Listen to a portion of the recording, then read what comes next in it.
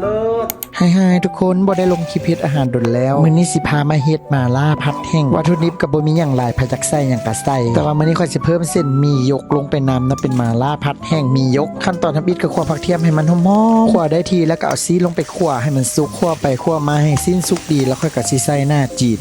นค่อยสิใส่ตัวนี้เนาะเป็นตัวกุ้งเนาะมันหึนดีถ้าไผบ่มักหึนก็ใส่เป็นรูปตัวปลาหั่นก็ได้คั่วใส่กับซีนให้มันเข้ากันดีแล้วค่อยก็สิใส่เห็ดหอมลงไปอันนี้นี่แม่นผงมาล่าใส่ปิ้งจีนหั่นเด้อเพิ่มความหอมเพิ่มความเผ็ดต่อมาก็สิใส่เส้นเต้าหู้กับเต้าหู้ป่าใส่ทุกอย่างที่เฮาเกี่ยมไว้แล้วก็คั่วทุกอย่างให้มันสุกบางคนมักมีน้ำน้อยนึงก็ใส่น้ำก็ได้แต่ว่าค่อยบ่ใส่น้ำเนาะเพราะว่าสิผัดแห้งทุกอย่างสุกดีแล้วเฮาก็จะเอาเส้นหมี่เฮาลงไปแล้วค่อยก็สิเพิ่มความหอมด้วยซีอิ๊วจีนกับผักบัวละพาอยากให้ทุกคนมาได้กินน้ำกันโอ้ยจะเป็นหอมได้หอมว่าหลังจากเอามีลงแล้วพากันคนน้อยนึงเด้ออย่าพากันคนหลายเด้อเดี๋ยวมีมันสิเละบัดนี้ค่อยก็สิพามาเฮ็ดแจ่วไว้คุยกับความมาล่าแห้งวัตถุดิบหลักของแจ่วนี่แหละเป็นเนยถั่วสิเอายี่ห้อใดก็ได้แล้วก็ใส่น้ำมันหมักเผ็ดผงมาล่าซีอิ๊วจีนตัดน้ำตาลน้อยนึงแป้งนัวน้อยนึงต่อมาก็ใส่จิ๊กโซน้ำส้มจีนให้มาความหอมก็ใส่น้ำมันงาน้อยนึงปิดท้ายด้วยน้ำอุ่นแล้วก็โคเลทุกอย่างให้เข้ากันลองไปเฮ็ดกินเบิ่งเด้อทุกคนแซ่บ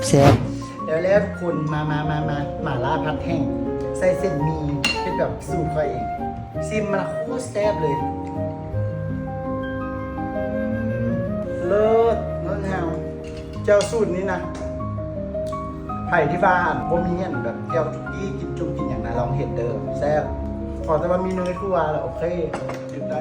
เป็นไงบ่ได้มากินดนแซ่บป่ะเห็นข้าวเนาะมันแซ่บๆน้องกันทุกคน